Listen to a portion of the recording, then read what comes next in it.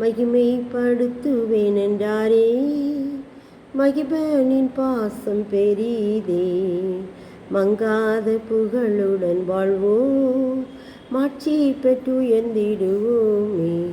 குறுகிட மாட்டோம், குன்றிட மாட்டோம், கரையில்லா தேவனின் வாக்கு. குறுகிட மாட்டோம், குன்றிட மாட்டோம், கரையில்லா தேவனின் வாக்கு.